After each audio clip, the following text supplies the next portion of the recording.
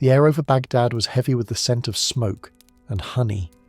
Somewhere beyond the Tigris, fires smouldered in the salt marshes near Basra, their dark columns curling like black claws into the dusk.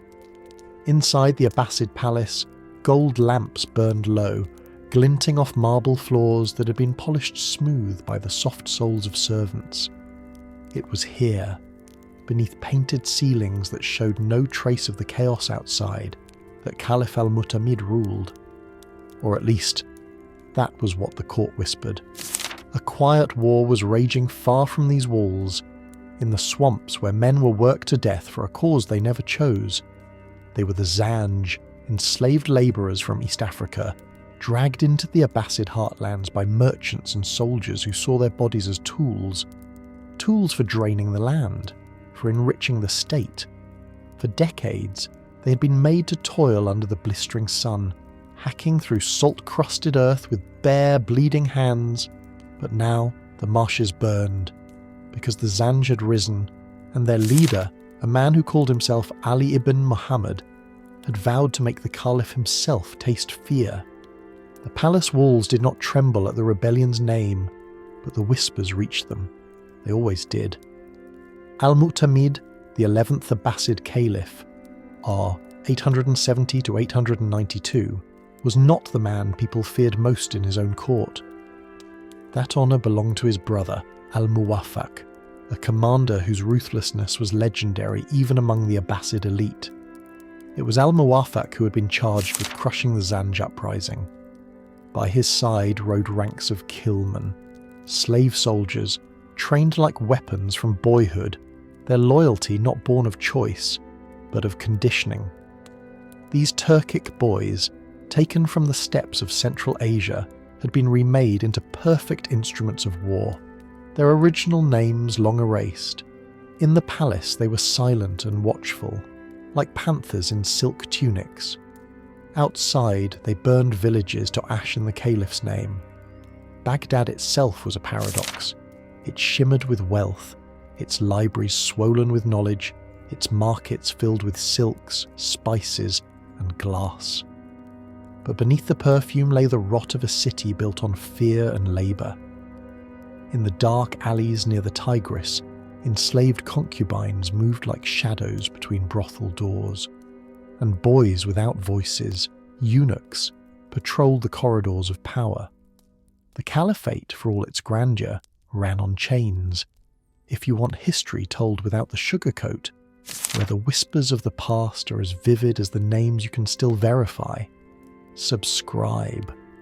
Every week we uncover the shadows of history that others try to forget, stories of power, cruelty and survival. And trust me, what you're about to hear about the Caliphates and their slaves will change how you see this era forever. Now, back to Basra. The marshes south of Basra were a graveyard for the living. Here, tens of thousands of Zanj men, women, and even children were forced to dig canals, clear salt deposits, and haul soil under conditions so brutal that many died within months. Salt crusted their skin like a second armour, burning their wounds and leaving them raw. Their overseers, many of them themselves freed slaves or soldiers of the Caliphate, used whips to keep them moving, their eyes fixed on the quotas that could never be met. It was in this hell that Ali ibn Muhammad rose, a charismatic Persian of mysterious origins. Ali promised the Zanj not just freedom, but vengeance. He preached in hushed tones about justice, about the corruption of Baghdad, about a world where the enslaved would no longer bow to men who hid behind gold walls. When the rebellion began in 869, it spread like fire through dry reeds. Salt stores were set alight, overseers cut down, caravans raided. For the first time, the Abbasid Caliphate felt the tremor of fear from its lowest ranks. In Baghdad, Al-Mu'tamid tried to dismiss the uprising as a minor disturbance. He drank sweet sherbet in the palace courtyards and held poetry gatherings, while news of massacres trickled in from Basra. But his brother Al-Muwaffaq knew better. He'd fought in the harsh deserts of Arabia and understood that a rebellion led by desperation could not be ignored. He ordered mass mobilizations of the hillmen, promising gold and land to any commander who would bring him Ali ibn Muhammad's head. The fight between the Abbasid forces and the Zanj would rage for 14 bloody years. The marshlands became a theatre of horror. Villages torched, bodies displayed on spikes, captives drowned in the canals they once dug. The Zanj too fought with a ferocity born of rage, sacking towns and cutting off supply lines to Baghdad. The once glorious caliphate found itself bleeding both wealth and prestige. But the cruelty of the Abbasid system was not limited to the battlefield. Inside the palace, the eunuchs, trusted slaves castrated as boys, ran the domestic machinery of power. They were the guards of the harem, the keepers of secrets, and often the enforcers of the caliph's will. A eunuch could rise to unimaginable influence, sometimes second only to the caliph himself, but his power was rooted in a personal mutilation that symbolized the caliphate's dominance over his body and soul. The eunuchs who walked Baghdad's marble halls were reminders that the line between privilege and torment was razor thin. Al-Mu'tasim, an earlier Abbasid caliph, or 833 to 842, had pioneered the practice of building a military elite from slave soldiers, particularly Turkic boys brought from beyond the frontiers. He saw them as blank slates, loyal only to him, disconnected from local tribal rivalries. By the time of Al-Mu'tamid, these gilmen had become a force that could make or unmake caliphs, their hands steeped in both glory and blood. Baghdad in the late 9th century was not a city of peace, but a stage where every actor knew their part. Merchants sold bodies as readily as silks, courtiers schemed over poisoned cups of wine, and somewhere in the marshes the enslaved were cutting the air with cries of defiance, their voices echoing through the salt flats like a storm that Baghdad refused to see. The city burned quietly, and the caliphate, wrapped in gold and silence, waited for the fire to reach its gates. The slave markets of the Islamic Caliphates were not hidden alleys. They were open, loud, and meticulously organized. From Baghdad to Samarra, from Cordoba in Al-Andalus to the bustling ports of Basra, the buying and selling of human beings was as routine as the trade in spices or silk, and yet, each body on display carried a story of capture, uprooting, and loss. Caravans brought the enslaved from every direction: East Africa, the Caucasus, Central Asia, and the Mediterranean. The Zanj, dark-skinned labourers from East Africa, were prized for the back-breaking work of draining salt marshes and clearing plantations near Basra. The Sakaliba, Slavic and Eastern European captives, came through the Black Sea trade routes, taken by raiders or middlemen who sold them in Constantinople before they were moved into Muslim lands. From the north and east came the Turkic and Central Asian boys who would be trained as gilmen, slave soldiers who often rose to terrifying power. Even the Caucasus supplied its own quota of sorrow, with Armenian and Georgian children sent south in chains. The markets were carefully sorted. Buyers moved through stalls where bodies were inspected as if they were livestock. Hands were checked for calluses, shoulders for muscle. Young boys were examined for the strength to become soldiers or eunuchs. Young girls were judged by their beauty, destined for domestic service or the harem. Merchants kept ledgers of age, origin, and quality. A skilled craftsman fetched more than a field labourer. A beautiful concubine could be worth a fortune. But behind these numbers was an even darker trade: castration. The demand for eunuchs, men who would guard harems and serve as trusted agents, was so high that entire networks specialised in this brutal procedure. Many of these operations were performed outside Islamic territories, in places like Nubia or Byzantine lands, because the mortality rate was staggering. It is said that for every 10 boys castrated, barely 2 survived. Those who lived were sold for enormous sums in Baghdad, Cairo, or Cordoba, their silence and mutilation seen as symbols of loyalty.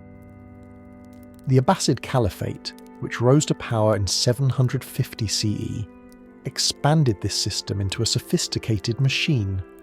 Caliph al-Mansur, R754-775, known for his administrative genius, laid the foundation for the state's reliance on enslaved labour and soldiers. By the 9th century, under al-Mutawakkil, r. 847 to 861, the caliphal court in Samarra was practically ruled by the very gilman it had created.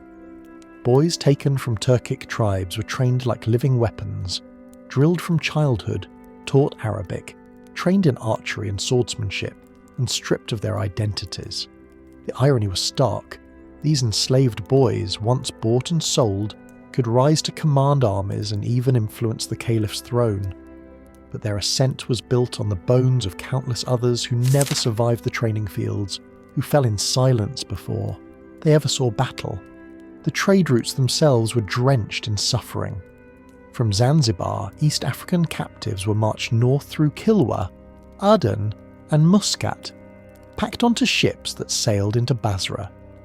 The Caucasian captives were marched over the Caspian passes to the markets of Baghdad, and across the Mediterranean, the Saqaliba were funneled through Venice and Constantinople before arriving in Al-Andalus. Every stop was another market, another negotiation over a human life. In these markets there was no identity, only categories. A young man might be listed as Al-Habashi, the Abyssinian, a girl as Al-Rumi, the Roman, or Al-Turki, the Turk. Their names were erased. Their homes became footnotes in a merchant's ledger. Sometimes the brutality of these markets was cloaked in ritual. In Baghdad, the auctions were held in open courtyards where buyers would gather under shaded awnings. A boy might be made to demonstrate his physical strength, forced to lift a weight or run laps. A girl might be dressed in silk and told to recite verses or sing, her value tied to her ability to entertain or charm. But behind the pageantry, the reality was cruel. Every gesture, every word was measured as a price. The Saqaliba in particular became a major export into the Western Islamic world. By the 10th century, in the Umayyad Caliphate of Cordoba, these Slavic slaves formed the backbone of palace administration and military units. Some rose to positions of remarkable influence. One Saqaliba eunuch, Wab al-Mansur, is recorded as having managed royal treasuries and even negotiating with Christian kingdoms on behalf of the caliph. But this rise was exceptional. Most Saqaliba lived and died as expendable assets. It is tempting to believe these were aberrations of history, moments of cruelty overshadowed by grand achievements of the Islamic Golden Age. But the truth is far messier. The libraries of Baghdad were built with the wealth extracted from these markets. The palaces of Cordoba, the mosques of Samarra, the great gardens of Cairo, all stood on the labour of men and women who had no choice but to serve. In the shadows of the markets, there were also moments of quiet resistance. Runaway slaves formed secret communities outside Basra, or hid in the labyrinthine alleys of Cairo. Some were freed by benevolent masters, granted manumission as an act of piety or political reward. Yet, for every freed man or woman, thousands remained in chains, forgotten, nameless, and voiceless. The markets of flesh were not just places of commerce, they were mirrors, reflecting the values of an empire that saw conquest, power, and wealth as worth any cost. And as the trade grew, so did the brutality. By the 9th century, the line between soldier, servant, and victim had blurred completely. A boy could be trained to kill at dawn, and a girl could be sold at dusk, each transaction sealed with coins and silence. The salt marshes south of Basra were unlike any battlefield the Abbasids had ever known. This was no arena of glory, no cavalry charges beneath fluttering banners. Here, the air itself was poison. The earth was thick with brine, white and cracked under the sun, and every breath tasted of metal. This was where the Zanj toiled, thousands of East African men and women dragged from their homes and forced to reclaim the toxic soil for plantations that fed the wealth of Baghdad. Their overseers did not hide the cruelty. Every day began before dawn, when the marshes still glistened under the ghost light of the moon. The Zanj were driven with whips to hack at the salt-crusted ground, their hands bleeding, their backs slick with sweat before the sun rose. Salt water stung open wounds. The work was endless, and for most, death came faster than freedom. Some collapsed in the heat and were left where they fell. The marshes became a graveyard, swallowing bodies as quietly as they swallowed footprints. It was from this hell that Ali ibn Muhammad emerged, a man who claimed Persian ancestry, and who understood that anger, when sharpened, could become a weapon. Ali did not preach freedom alone, he promised revenge. He spoke of justice, of burning Baghdad, of bringing the Abbasid caliphs to their knees. His words spread like fire through the Zanj camps. Men and women who had been beaten into silence for years began to whisper his name in the dark. They called him Imam al-Zanj, the leader of the slaves. By 869, Ali's promise had become a war cry. He gathered a force of Zanj workers and attacked the plantation guards, setting fire to salt depots and seizing weapons. The rebellion spread quickly across the marshes, taking Basra's wealthy elites by surprise. Within weeks, entire villages were in flames, their Abbasid garrisons slaughtered. For the first time in decades, the empire's richest southern province was trembling. The Abbasid Caliph al-Mu'tamid, or 870 to 892, tried at first to downplay the revolt. He called it a local disturbance, something his governors could crush. But as the Zanj captured towns and raided caravans, it became clear that this was no small rebellion. By 870, the uprising had drawn in thousands: runaway slaves, impoverished peasants, and even disillusioned Arab tribesmen who saw opportunity in the chaos. At its height, the Zanj army numbered in the tens of thousands. They built fortified camps in the marshes and launched raids that struck deep into Abbasid territory. For Baghdad, this was more than a military threat. It was humiliation. A vast empire which claimed divine authority could not subdue its own slaves. The response was brutal. Al-Mu'tamid's brother, Al-Muwaffaq, was appointed commander of all forces against the rebels. He was known for his iron will and merciless tactics. Al-Muwaffaq ordered the construction of canals to flood rebel strongholds and starve them out. He recruited seasoned Ghilman, Turkic, slave soldiers whose discipline was unmatched. When his troops retook a village, they made examples of those who resisted. Men were crucified at crossroads. Women were chained and paraded through Basra as warnings. The message was clear: rebellion would be repaid with agony. But Ali ibn Muhammad was no ordinary leader. He struck back with cunning. He ordered his fighters to ambush Abbasid supply convoys, cutting the lines that fed the imperial army.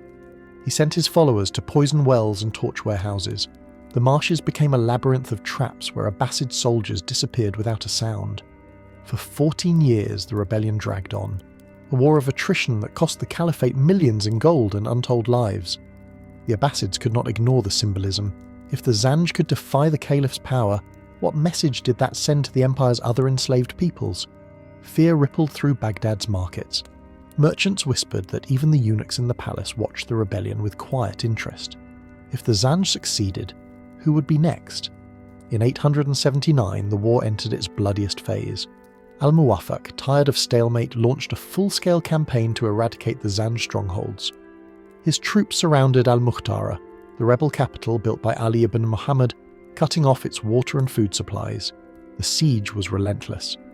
By 881, Abbasid forces stormed the city. Thousands were massacred, their bodies dumped into the canals.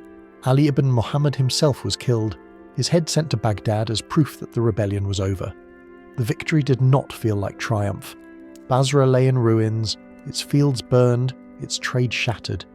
Even the Abbasid elite whispered that the cost had been too high. Al-Muwaffaq returned to Baghdad, hailed as a saviour, but the shadow of the Zanj uprising lingered. It was a wound in the empire's pride, a reminder that the caliphate's wealth was built on human suffering, and that even the enslaved could rise if pushed far enough. The Zanj rebellion was not simply crushed. It was erased from the official histories, reduced to footnotes and rumours. The Abbasid scribes called it an uprising of brigands, downplaying the scale of the horror, but the marshes remembered. And for decades after, travellers passing through Basra would speak of abandoned fields, where the wind howled like the voices of the dead. The Zanj rebellion exposed the empire's deepest contradiction. It preached the values of justice and unity, yet it relied on chains and whips to sustain its splendour. In the end, the rebellion was not a story of victory or defeat. It was a story of how far people would go when all they had left was rage. They were not born soldiers, they were made. The ghilman, the slave soldiers of the Abbasid Caliphate, were boys torn from their homes in the frozen steppes of Central Asia or the forests of the Caucasus. Sold by raiders, handed to merchants, they were led away in chains long before they could understand the language of their captors. By the time they arrived in Baghdad or Samarra, their past had been erased. Their names were replaced with new ones, their tongues trained to speak Arabic, their identities reduced to a single role: weapon. The system began under Caliph al-Mu'tasim, 833-842, who believed the traditional Arab and Persian troops were too entangled in tribal politics. He needed soldiers who owed their lives and their loyalty only to him. The solution was brutal but effective. Buy young boys from Turkic tribes, from the wild borders of the empire, and raise them as a class apart. Teach them the Quran, but also the art of killing. Strip them of everything but discipline. By the time these boys became men, they were no longer tribesmen, no longer free. They were ghilman, slaves of the sword. In the training grounds of Samarra, the air was thick with the sound of whip cracks and clashing steel. Rows of boys, some barely 12 years old, marched in silence, their feet sinking into the hot dust. Any mistake was punished on the spot. A dropped spear meant lashes. A hesitation meant days without food. Their bodies were hardened through constant drills, their minds shaped to obey orders without question. They learned archery, cavalry maneuvers, close combat with scimitars. Failure was not an option. Failure meant death. For the Abbasid caliphs, the ghilman were not merely soldiers, they were symbols of absolute control. Unlike mercenaries, who could switch allegiances, these slave soldiers had no loyalty except to their master. But that loyalty came at a price. Once trained, the ghilman were feared not only by their enemies, but by their own rulers. Al-Mutawakkil, R. 847-861, son of Al-Mutasim, learned this too late. He surrounded himself with ghilman, believing they would keep him safe from the court conspiracies that plagued his father. But one night in December 861, those same ghilman turned on him. The caliph who had trusted them was murdered in his own palace, his body hacked apart by the very men he had trained and rewarded. It was the first sign of a terrifying truth. The ghilman were not just tools, they were power. Their rise did not stop with the Abbasids. Across the Islamic world, rulers began to copy the model. In Egypt, in North Africa, in Al-Andalus, the idea of forging elite troops from enslaved boys became a common strategy. The logic was simple and cruel. A boy taken at 10, trained for a decade, had no ties to the outside world. His loyalty was absolute because his survival depended on it. But the transformation of these boys into soldiers came with horrors the chronicles only hint at. Disobedience was punished with mutilation. Ears cut, noses slit, tongues removed to instill fear.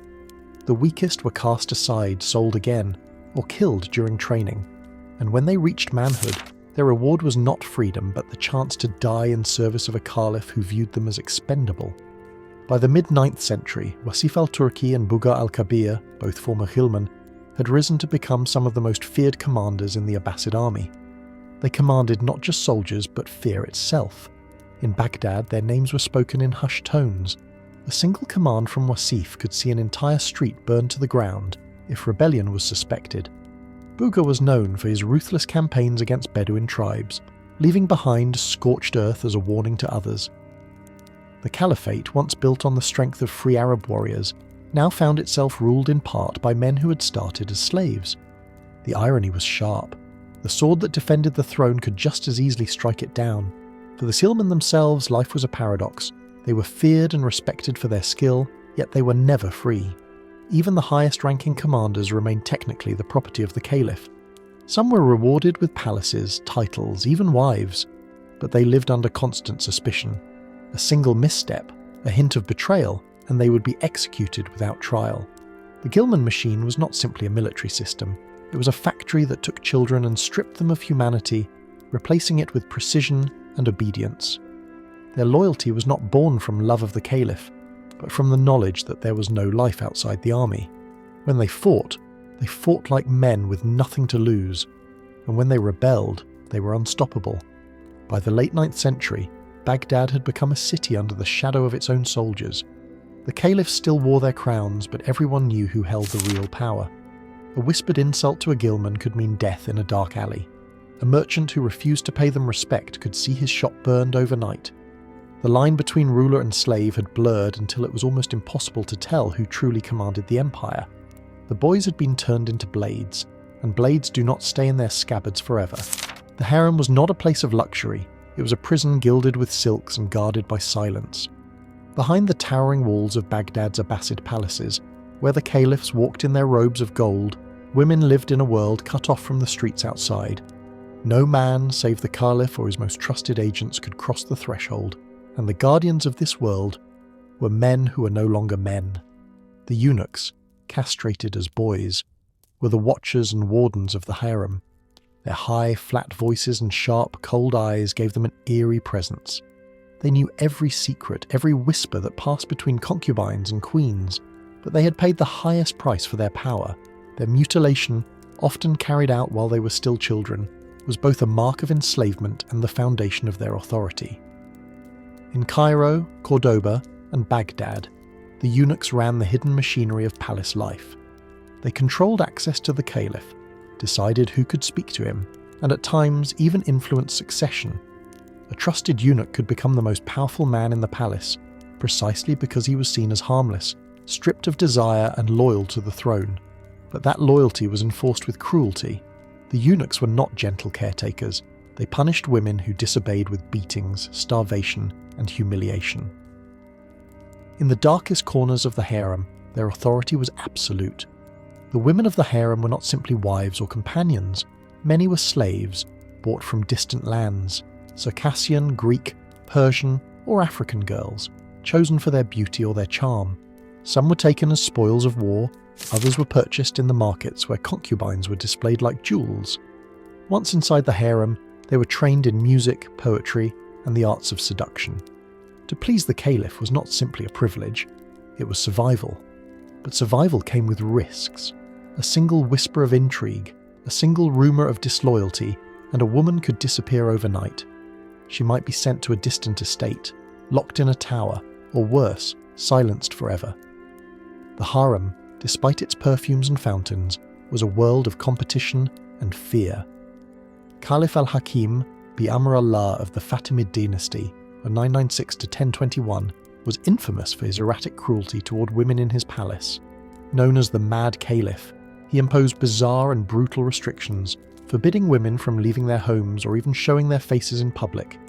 It is said he would punish female slaves for the smallest perceived offence, having them beaten or drowned on mere suspicion of disobedience. Al-Hakim's reign was an extreme reflection of a broader truth. In the caliphal courts, women were both prizes and pawns, their lives shaped entirely by the whims of men. Yet the harem was not always a place of submission. Some women, through cunning and intelligence, wielded great power behind the veil. Shajarat al-Dur, for example, a former slave concubine who lived centuries later in Egypt, rose to rule as sultana after her husband's death, proving that even within the walls of the harem, a sharp mind could bend fate. But stories like hers were rare. Most women remained voiceless, their names recorded only in the margins of history, if at all. The eunuchs maintained this system with ruthless efficiency. Their very existence was tied to the control of the harem. To fail was to invite death. In the Abbasid courts, a eunuch accused of treachery could be strangled with a silk cord, his body dumped into the Tigris under the cover of night. Fear kept them loyal, just as fear kept the women obedient. The process of creating eunuchs was itself a horror. Boys, often taken from sub-Saharan Africa or the Balkans, were subjected to castration before puberty. Those who survived the ordeal were sold for high prices in Baghdad and Cairo, where they became the silent guards of the caliph's secrets. Every eunuch walking the palace halls was a living reminder of the violence that sustained the caliphate's power. The harem was also a political weapon. Caliphs used marriages and concubinage to secure alliances with foreign rulers or tribal leaders. A gifted concubine could sway the ruler's decisions, whispering advice in the quiet hours of the night. This influence made harems dangerous. Intrigues between rival concubines could spill blood. There are records of women poisoning each other's cups or planting false accusations to eliminate competition for the caliph's attention. For the women themselves, life was a delicate balance between survival and invisibility. A moment of favour could bring riches beyond imagination, a palace, servants, silks from Damascus. But a single misstep could lead to exile or death. Some chose to embrace their roles, using beauty and wit as weapons. Others withdrew into silence, praying for a day when they might be freed or forgotten. The harem was not a romantic place of love, as later myth suggested. It was a system designed to control and confine, to turn human beings into symbols of power. Every curtain, every locked door was a boundary between the caliph's world and the women who were expected to serve it. And standing between them all were the eunuchs, watching with eyes that had seen too much. The harem's walls were thick, but whispers always found a way to escape.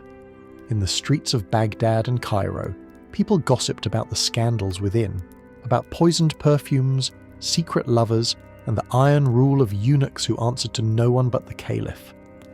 But inside those walls, truth and rumour were indistinguishable. Only one thing was certain. The harem was a world where freedom was an illusion, and survival meant learning how to disappear into the shadows. Justice in the caliphate was written on paper, but punishment was carved into flesh. For all the grandeur of Islamic law, the Sharia courts, the scrolls filled with rulings on mercy and manumission, the reality for slaves who dared to rise against their masters was brutal. A slave might hear verses recited about compassion in the mosque at dawn, and by nightfall find his body tied to a post, his skin torn by lashes. The law promised order, but order was often enforced through terror. The Zanj rebellion had left deep scars on the Abbasid state. For 14 years, slave labourers in the salt marshes of Basra had humiliated one of the world's greatest empires. And when Al-Muwaffaq, brother of Caliph al-Mu'tamid, finally crushed the revolt in 883, the vengeance that followed was beyond belief. Prisoners were dragged in chains to Basra's main square. There, under the unforgiving sun, the caliph's banners fluttered while the condemned were executed one by one. Some were crucified, their bodies nailed to wooden frames that stood as grim markers along the roads leading to Baghdad. Others were beheaded, their severed heads displayed on spikes as a warning to any who might dream of freedom.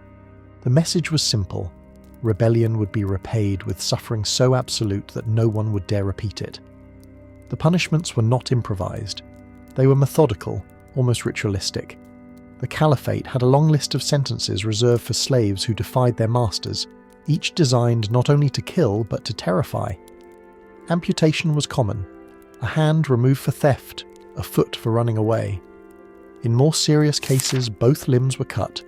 These mutilated survivors were left alive, crawling through the streets of Basra or Baghdad as living warnings. Some were branded with hot irons, marks seared into their foreheads or shoulders to signify disobedience. The scars, visible for life, ensured that even if they fled, their past would betray them. Caliph al-Mu'tadid, R. 892-902, was infamous for his cruelty. Stories told in hushed voices claimed he invented new methods of punishment, not just for slaves, but for anyone who threatened the caliph's authority. Chroniclers wrote of men being stuffed into freshly flayed animal skins, sewn inside, and left in the desert sun to suffocate. Others were locked into iron cages and displayed in marketplaces, their suffering made into public spectacle. Al-Mu'tadid understood that fear was the sharpest tool of all. To rule an empire that stretched from Persia to Egypt, he needed his enemies to tremble at the very mention of his name. But fear was not just a weapon against rebellion. It was woven into the daily lives of the enslaved. A concubine accused of poisoning her rival might be drowned in the palace gardens. A field worker who tried to escape could be whipped until his back was raw, the wounds rubbed with salt or vinegar to prevent healing.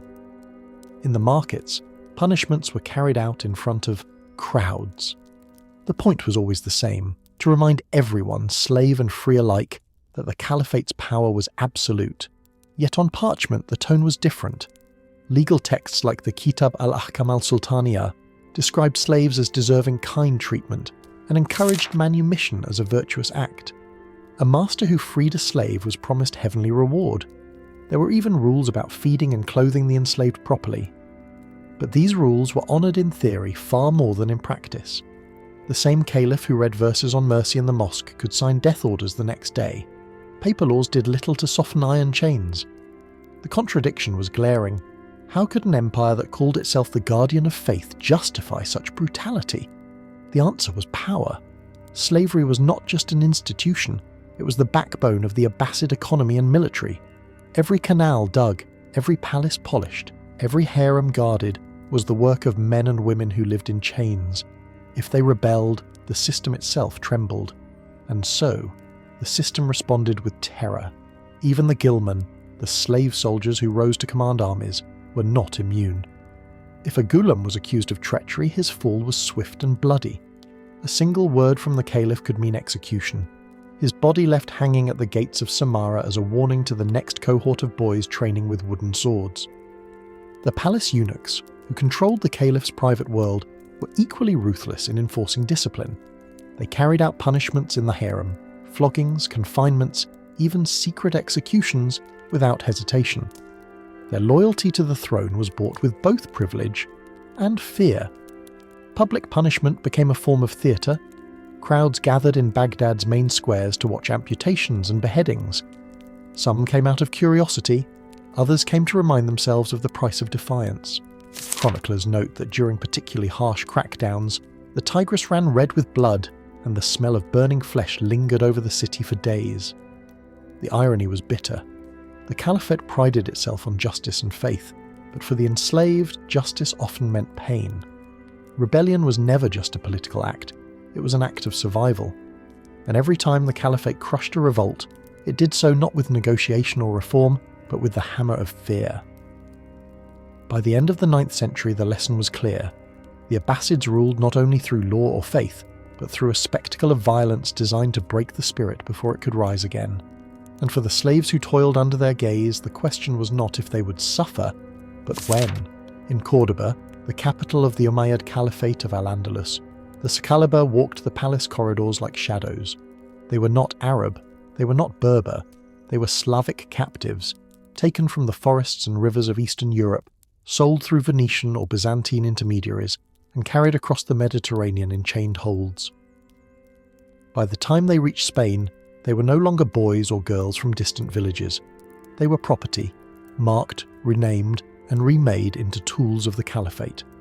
The Saqaliba began as domestic slaves, bodyguards, or attendants in the royal court. But by the 10th century they had become something far more dangerous. The Umayyad Caliphs of Cordoba, men like Al-Hakam II, R. 961 to 976, trusted them as soldiers and administrators precisely because they had no tribal ties in Iberia. To the caliph, this made them loyal, but loyalty, like a sharp blade, can turn in an instant. When Al-Hakam II died, his successor, Hisham II, was a child. Real power fell to Al-Mansur ibn Abi Amir, known in the West as Al-Manzur, the ruthless vizier who ruled in Hisham's name. Al-Mansur filled the palace with Saqaliba guards, turning them into the backbone of his military machine. They rode in his campaigns, burning Christian cities in the north, their loyalty rewarded with gold, land, and influence. But as their power grew, so did the fear they inspired. The Saqaliba were not content to remain guards forever. In the early 11th century, when Cordoba's caliphate began to fracture, Saqaliba commanders staged palace coups, assassinating rivals and even installing puppet rulers. The very slaves once bought for protection were now kingmakers. In 1010, during the chaotic civil war known as the Fitna of Al-Andalus, Saqaliba troops seized control of Cordoba, elevating their own leaders while the Umayyad dynasty crumbled. It was a chilling reminder of the same lesson Baghdad had learned with the Ghilman. A slave trained for power does not always remain a slave. Yet for most Saqaliba, the story was not one of ambition or glory. The majority served quietly and died nameless, their bones buried far from the lands of their birth. Chroniclers wrote of eunuch administrators who never left the palace, their lives consumed by the politics of the harem and the treasury. They were both invisible and indispensable, shaping policy while remaining prisoners of their own status. While the Saqaliba rose and fell in Al-Andalus, a different story unfolded in Fatimid Egypt. There, the eunuchs held not only the keys to the palace, but also the levers of the state. The most powerful of them all was Badr al-Jamal, died. 1094, an Armenian Ghulam who rose to become commander of the Fatimid armies and, effectively, ruler of Cairo. Badr had started as a slave soldier. but his brilliance and ruthlessness elevated him beyond his chains. When the Fatimid state teetered on the brink of collapse, Badr stepped in, reorganizing the army, crushing rebellions, and ruling with an iron hand, though still nominally a servant of the Caliph. The Fatimid palaces were worlds of secrecy. Behind their gates, eunuchs controlled every aspect of court life, from who could meet the Caliph to which concubine might rise in favour. Women of the harem, like those in Baghdad, lived under the watchful eyes of these eunuchs, who enforced order with both quiet cunning and open violence. The palace was not merely a home, it was a fortress of intrigue, where alliances shifted like sand and a single rumour could end a life. The Saqaliba and Fatimid eunuchs shared one thing in common. They were outsiders, turned insiders, slaves turned power brokers. They had no lineage, no noble blood, no claim to thrones. Yet, in moments of crisis, rulers trusted them more than freeborn generals or ministers. Why? Because they were believed to have nothing but the ruler's favour to protect them. But power built on fear and dependency is never stable. In Cordoba, the Saqaliba ultimately overreached. Their interference in the succession battles led to widespread hatred among the Andalusian nobility. By 1031, the Umayyad Caliphate of Cordoba was gone, replaced by a patchwork of smaller kingdoms, the Taifas. Many Saqaliba leaders were hunted down, their wealth confiscated, their bodies left hanging from the gates they once guarded. In Cairo, eunuchs like Badr al-Jamal ruled from the shadows, but they too faced constant danger. A eunuch who lost the caliph's trust could be executed without trial, his power erased overnight. The same system that had elevated them could just as easily destroy them. The story of the Saqaliba and Fatimid palace slaves is not just one of cruelty, it is a story of paradoxes. These were men and women who were stripped of freedom but handed immense influence. They were both victims and rulers, both instruments of oppression and at times the ones who held the keys to destiny. For the ordinary slaves, those who cleaned the palace floors or tended the royal gardens, these intrigues meant nothing. Their lives were spent in service, their names forgotten, their histories swallowed by the grandeur of the caliphs. But history remembers the few who clawed their way to power, if only because their rise was as shocking as the system that created them. The Saqaliba and the eunuchs of Cairo proved a truth the caliphates tried to hide. You cannot create weapons of loyalty without also creating the risk that those weapons will turn. By the 15th century, the mantle of the caliphate had shifted. Baghdad had fallen, the Abbasid power fractured, and the Ottoman sultans of Istanbul claimed the title of caliph for themselves. But the empire they built was not only forged by armies and cannons, it was maintained by one of history's most chilling institutions of forced loyalty, the devshirme. The devshirme, or child levy, was a tax paid not in coins but in children. Christian families across the Balkans, Serbia, Albania, Bosnia, Greece, saw Ottoman officers arrive at their villages every few years.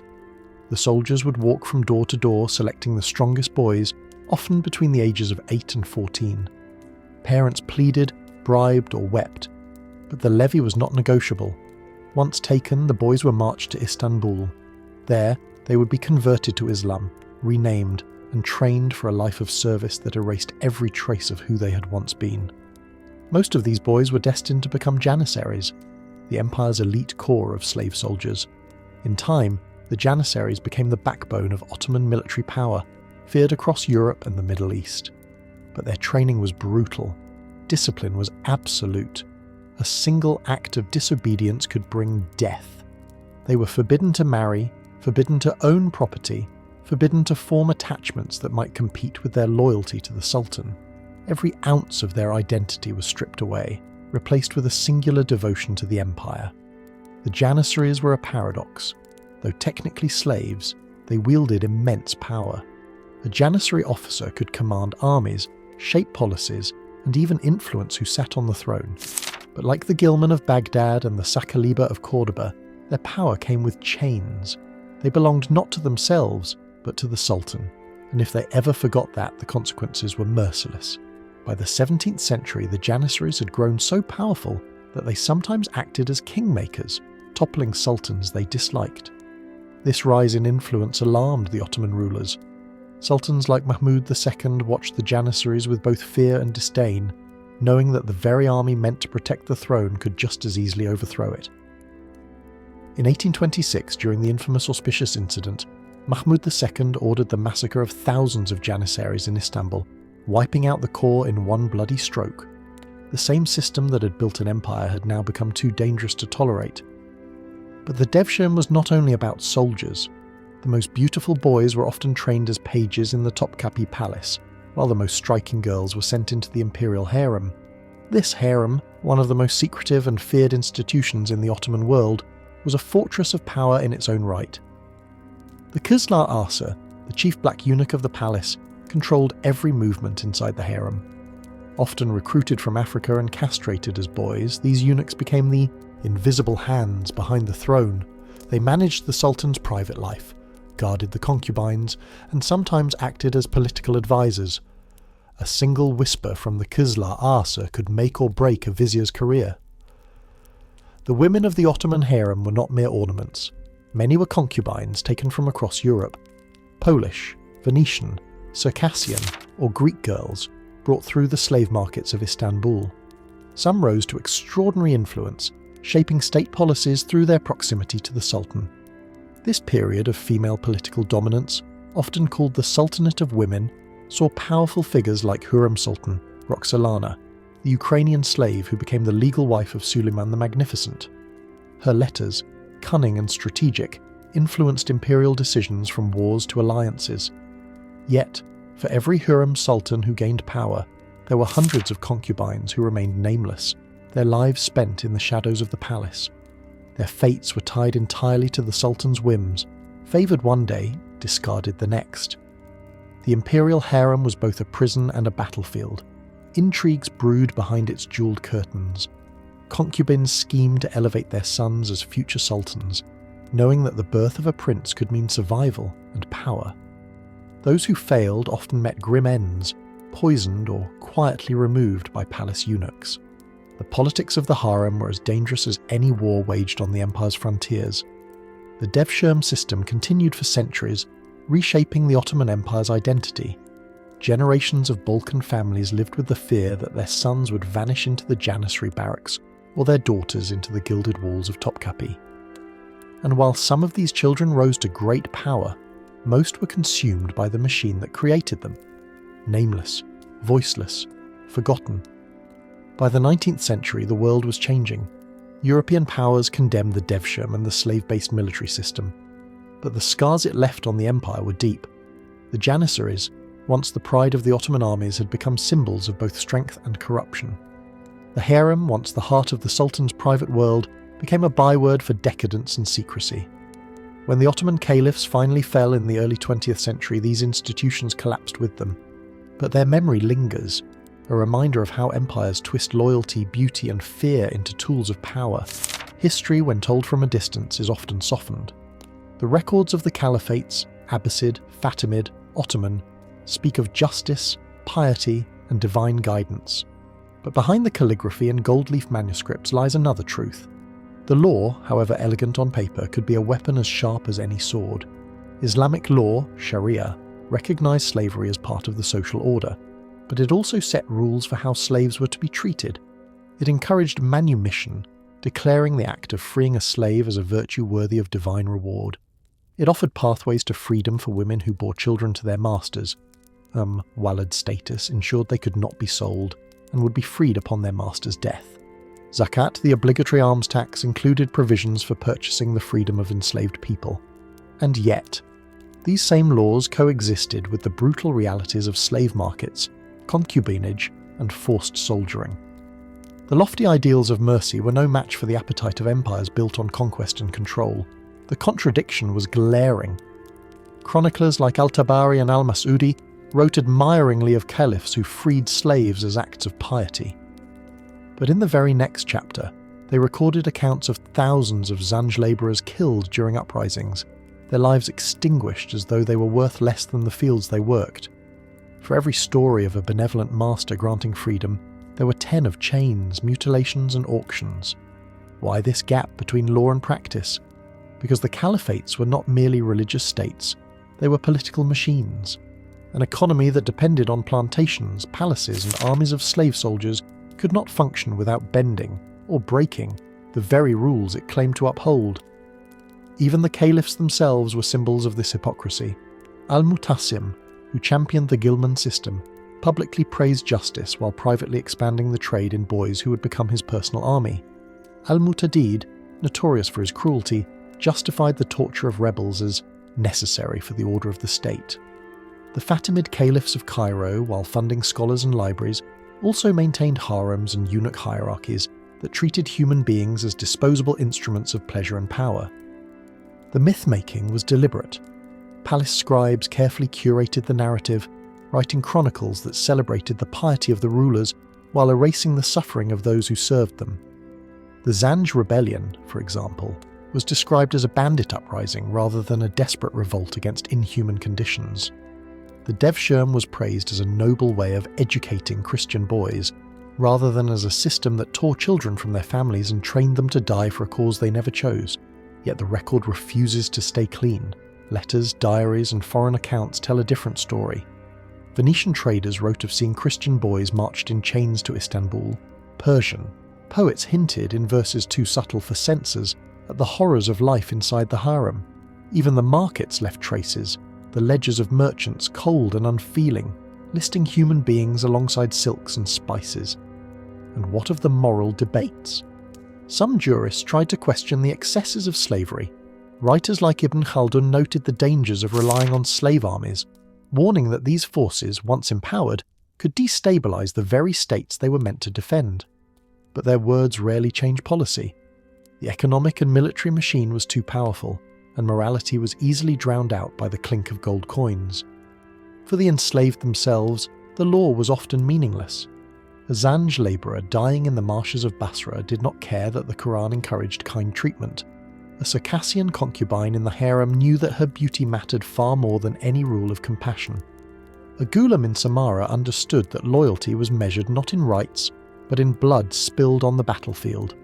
The reality was that the Caliphate's greatness, their mosques, libraries, gardens and palaces, was built on the backs of people whose suffering rarely made it into official histories.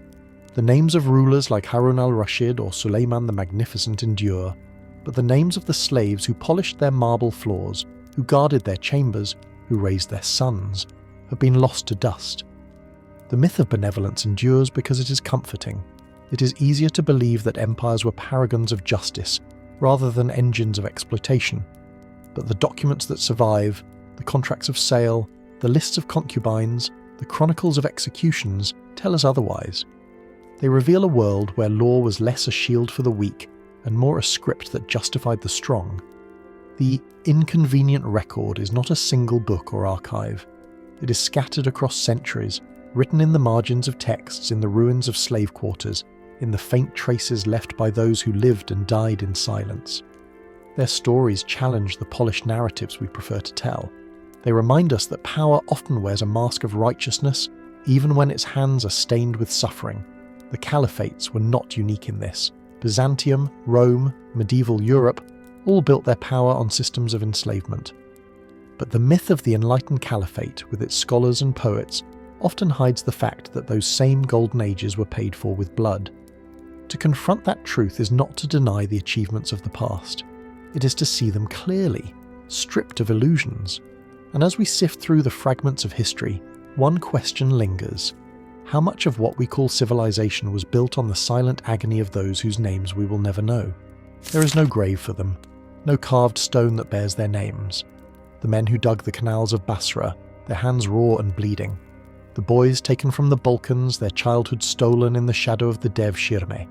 The women locked behind the silken curtains of the harem, their lives reduced to whispers and glances. They are the unnamed, the forgotten, the ones who built the empire's splendour and vanished into its shadows. Walk through the ruins of Samarra today. The once great capital of the Abbasids lies silent, its mosques hollowed by time. The marble steps where Ghilman once stood guard have crumbled. The palaces where eunuchs once whispered to their masters are empty, the air thick with dust. No one remembers the boys who learned to kill here, or the women who prayed for a chance to escape. Their voices are gone. But if you stand still, if you listen, you can almost hear the echoes, the sound of chains clinking against stone, the murmurs of a language they were forced to forget. In Cordoba, The mesquita still glows with its red and white arches, a monument to a lost golden age. Tourists come to marvel at its beauty, to run their fingers along its ancient walls. But none of them know the names of the Saqaliba who built it, or the eunuchs who patrolled its halls. Their stories have been erased from the chronicles, their lives reduced to footnotes, if that. The caliphs are remembered, the poets are celebrated, the slaves are forgotten. The Ottoman Topkapi Palace tells a similar story. Visitors wander through the harem, dazzled by its tiled walls and golden screens. They whisper about the concubines, about the intrigues and the forbidden romances, but few stop to consider the fear that lived here. The fear of being discarded, of being poisoned by a rival, of never seeing the outside world again. The women who lived and died in these chambers have no epitaphs. Their graves are anonymous, their names lost in the records of purchase and sale. History does not like to remember the enslaved. It prefers the stories of kings and scholars, the victories of armies, the beauty of architecture. But behind every dome, every mosaic, every page of poetry, there is another story. A story of someone who did not choose to be there, someone whose suffering was the cost of someone else's glory. The Zanj rebellion is barely mentioned in the grand histories of the Abbasids, yet for 14 years it shook the empire to its core. Tens of thousands of men, women and children died, some in battle, others in reprisals so brutal that the marshes of southern Iraq were said to be stained with ash and blood. No monument stands for them. The canals they dug are dry, their labour forgotten even by the land they once bled to cultivate. We talk about the Janissaries with awe, about their discipline, their victories, but how many remember that these were stolen boys, torn from their families, reshaped into weapons for the Sultan's will? The records tell us their names after they rose to fame, after they commanded armies or toppled thrones. But the hundreds of thousands who never made it that far, the boys who died during training, or who simply disappeared into anonymity, are lost to time. This is their epitaph. Not a stone, not a name, but the telling of their story. A reminder that history is not only what is written by victors, but also what is silenced by them. The Caliphates, for all their brilliance, were built on the backs of people who were never meant to be remembered. But here, in these words, we remember them. If you close your eyes, you can picture them. A young girl from the Black Sea coast, standing barefoot in the slave market of Istanbul, her face pale with terror. A boy from the steppes of Central Asia, clutching a wooden practice sword in the training yard of Samarra, his hands shaking as a whip cracks nearby. A Zanj labourer, bent over a salt-encrusted field, his skin burning, his heart whispering the name of a home he will never see again. They are not just statistics or faceless figures, they were people, and they deserve to be remembered. The myth of the Golden Ages will always overshadow the suffering that sustained them, but the truth lingers in the cracks of history waiting to be told. The unnamed do not speak, but they are here, hidden in the ruins, in the old chronicles, in the silence that follows when the official story ends. This is for them, for the nameless ones who lived and died in chains, for the voices we cannot hear, but whose presence shaped the world we live in today. Their story may not be carved into stone, but it is carved into history's conscience, if we choose to look for it.